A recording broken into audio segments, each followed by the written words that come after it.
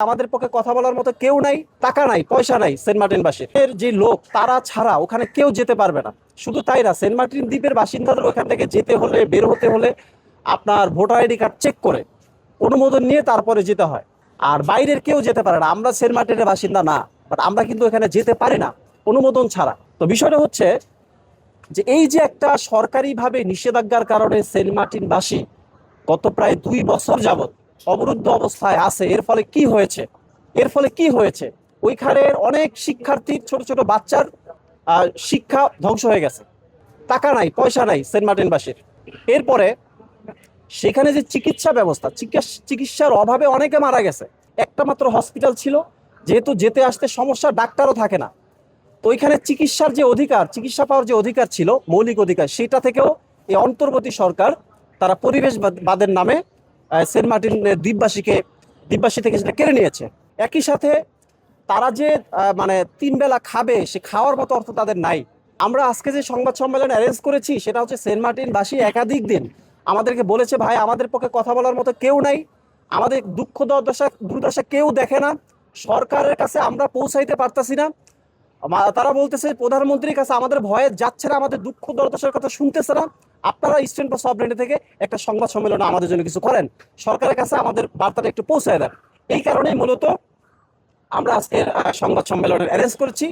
প্রিয় সাংবাদিক ভাইরা, আমাদের সাথে সেন্ট মার্টিনের একটা মেয়ে এসেছেন, সুমাইয়া, উনি মেডিকেল কলেজে পড়ে।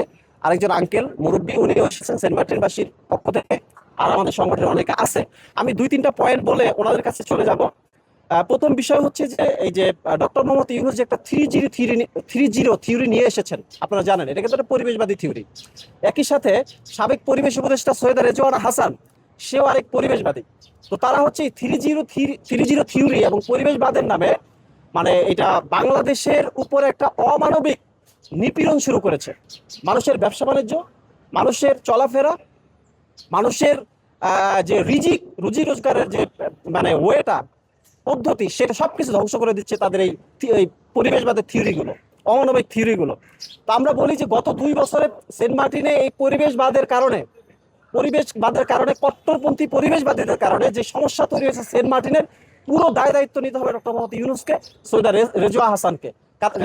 কারণ তারাই হচ্ছে এই মানে একটা কাল্পনিক পরিবেশবাদ নিয়ে এসে জায়গায় জায়গায় রেস্ট্রিকশন করে দিচ্ছে। তারা রিড করে, তারা নানান জায়গায় বন্ধ করে দেয়, সরকারি নিষেধাজ্ঞা আরোপ করে, সব জায়গায় সমস্যা তৈরি করতেছে।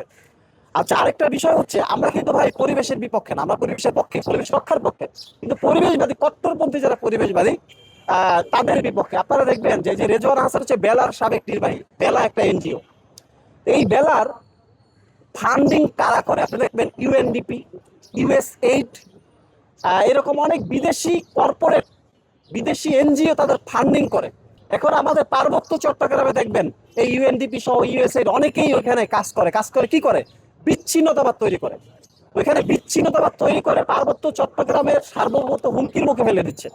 ঠিক ওই সকল বিদেশি এনজিও গুলো এই বেলার মতো, এবং human rights and piece for Bangladesh আছে একটা অ্যাডভোকেট মঞ্জিল মোর্শেদের, এরা হচ্ছে জায়গায় জায়গায় বিদেশি ফান্ডিং এ তারা এই ধরনের পরিবেশবাদের নামে চাপায় দিচ্ছে। দেশীয় সবকিছু বন্ধ করে দিয়ে তারা বিদেশ থেকে ডলার ইনকাম করছে।